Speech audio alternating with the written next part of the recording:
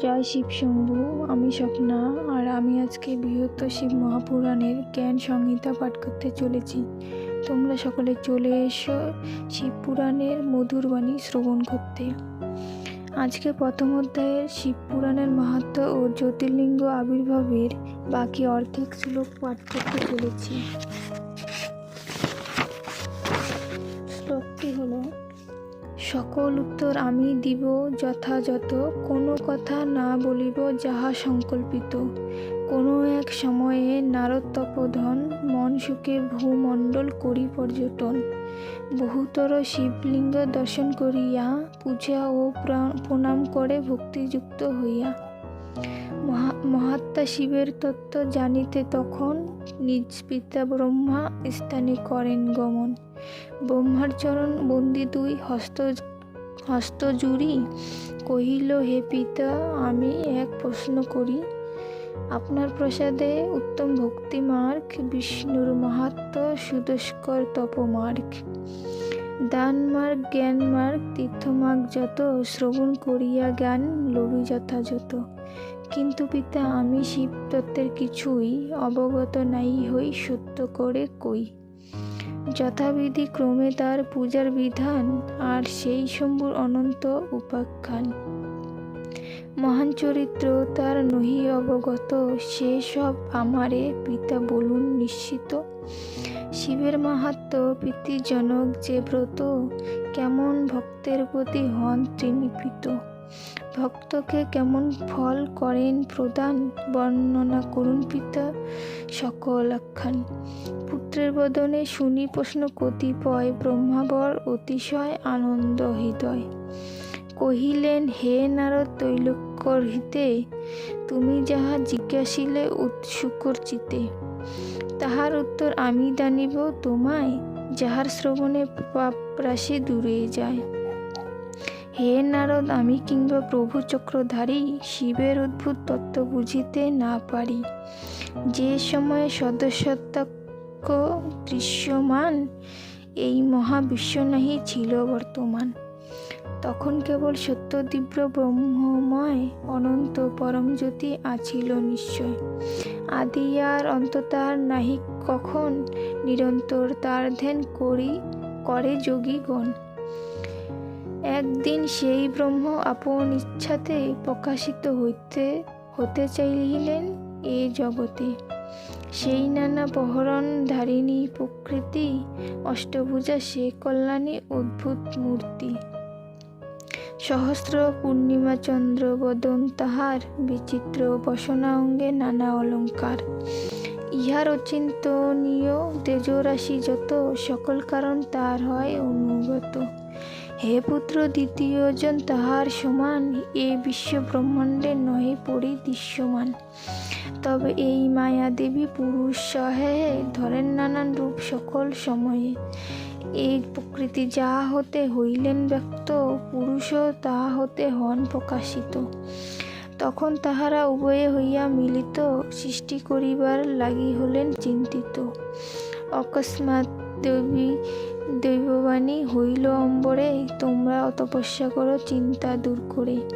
পুরুষ প্রকৃতি তাহা শুনি অতঃপর, কঠোর তপতে মগ্ন হলেন সত্তর। সে তপ প্রভাবে তাহাদের দেহ হতে, জলরাশি বাহিরিল সহস্র ধারাতে। হে নারদ, সেই কালে দ্রব্য ছিল যত, সেই জলরাশি দ্বারা সব হইল ব্যক্ত। সেই জলরাশি ব্রহ্মস্বরূপ অনন্ত, পরশ করিলেই হয় পাপ রাশি অন্ত। পুরুষ প্রকৃতি পরে প্রীতি সহকারে, শয়ন করেন জল বহুকাল ধরে। জল অর্থে নার হয় করহ শ্রবণ, সেই পুরুষের নাম তাই নারায়ণ।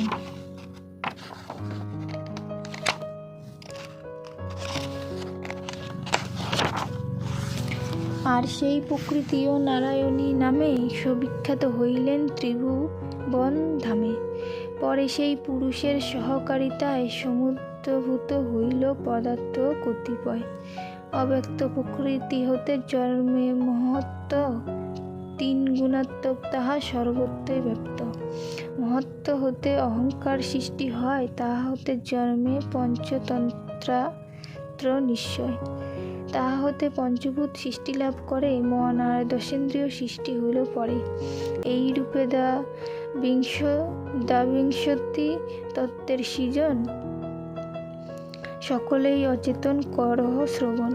এইসব অচেতন তত্ত্বের সহিত পুরুষ প্রকৃতি তত্ত্ব হইল মিলিত। এইরূপে সর্বসমেত চতুর্বিংশতি তত্ত্ব সংখ্যা পাইলাম, শুনো মহামতি।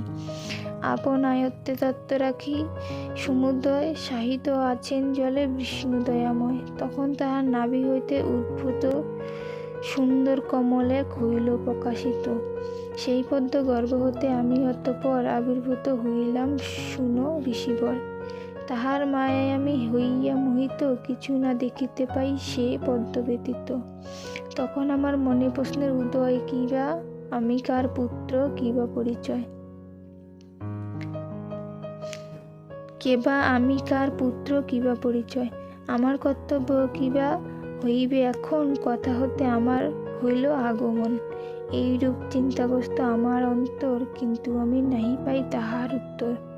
পরে ভাবি এই পদ্মের মূল যথা রয়, আমার নির্মাতা তথা আছেন নিশ্চয়। এইরূপ চিন্তা করি পদ্মকোষ হতে পদ্মের মিলাল ধরি ভূমিতে ভূমিতে। 100 বৎসর হইল অতিক্রান্ত, পদ্মের আশ্রয় কিন্তু না হলাম প্রাপ্ত। তখন সংশয় চিত্তে পদ্মের উপরে যেতে ইচ্ছা করিলাম আপন অন্তরে। পুনরায় হইল 100 বৎসর অতীত, কিন্তু নাহি পারিত তা হতে উপস্থিত।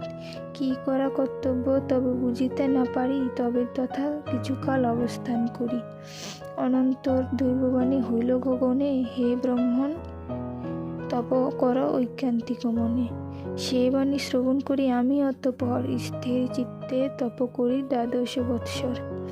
তবে আমি প্রতি তুষ্ট হয়ে নারায়ণ আমার সম্মুখে আসি দিলেন দর্শন। শঙ্খচক্র গদা পদ্মধারী জারি কর, সুলোচন নবঘন শ্যাম পীতাম্বর, হাসান্নন মুকুটাদি ভূষণে ভূষিত।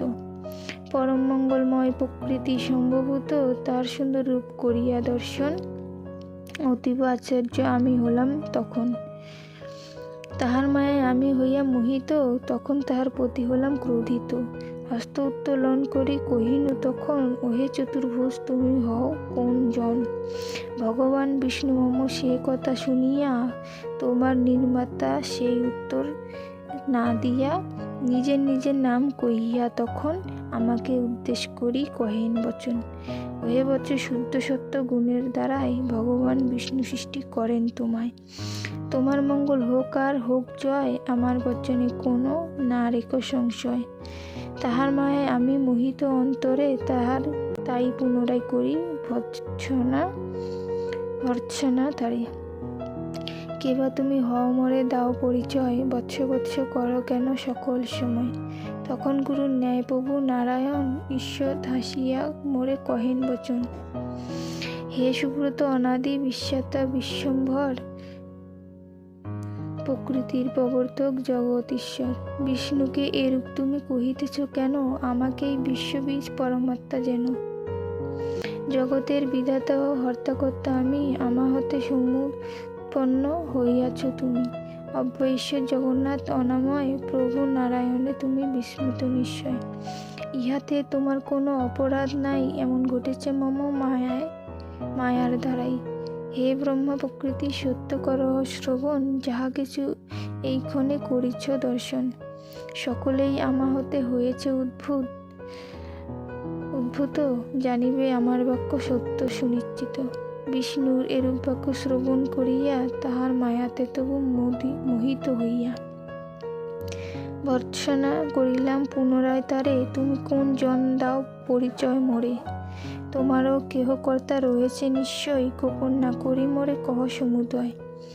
এইরূপে বাগযুদ্ধ করি পরস্পর, বাহুযুদ্ধে উদ্যত হলাম অতঃপর। আমাদের উভয়ের মাঝে অকস্মাৎ এক জ্যোতির্ময় লিঙ্গ হইল উদ্ভূত। সে লিঙ্গের ক্ষয় নাই বৃদ্ধি নাই হয়, আদিমধ্য অন্তহীন জানিবে নিশ্চয়। সে লিঙ্গে সহস্র সহস্র শিখা জ্বালে। মুগ্ধ হয়ে বিষ্ণু মোরে কহে সেই কালে, এবে আর স্পর্ধা করা সভা নাহি পায়। এখনে তৃতীয় ব্যক্তি আসিল কোথা হেতায়, তবে আর যুদ্ধ করার না হয় শোভন। এই লিঙ্গকে বাহন করি অন্বেষণ, কথা হতে এই লিঙ্গ হইল আবির্ভূত। এক্ষণে তাহাই স্থির করিব নিশ্চিত, ব্রহ্মা তুমি হংসরূপ করিয়া ধারণ। সযত্নে সত্তর ঊর্ধ্বে কর গমন, আমিও বরাহমূর্তি ধারণ করিয়া এই লিঙ্গের নিম্নদেশ দেখিব খুঁজিয়া। এমতে কহিয়া সেই বিষ্ণু জনার্দন সহসা বরাহমূর্তি করেন ধারণ। আমিও তখন আর বিলম্ব না করি, মনোহর পক্ষযুক্ত হংসরূপ ধরি। অনন্তর বিষ্ণু নিম্নে করেন গমন, আর আমি ঊর্ধ্ব দিকে চলিনু তখন। শ্রী শ্রী শিবপুরাণ রচে মহামতি ব্যাস, প্রয়ার প্রবন্ধে তাহা গায় ভক্ত দাস।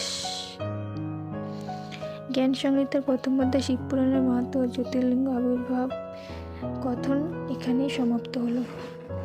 আপনারা যে যতটুকু সময় পান শিবপুরাণের মহাবাণী শ্রবণ করার, মধুর বাণী শ্রবণ করার চেষ্টা করবেন বা শিবপুরাণ পাঠ করার চেষ্টা করবেন। এখানে আমাদের অনেক অজানা জ্ঞান এবং ভগবানের প্রতি ভক্তি এবং ভগবান সম্পর্কে অনেক অজানা তথ্য আমরা শিবপুরাণ থেকে জানতে পারি।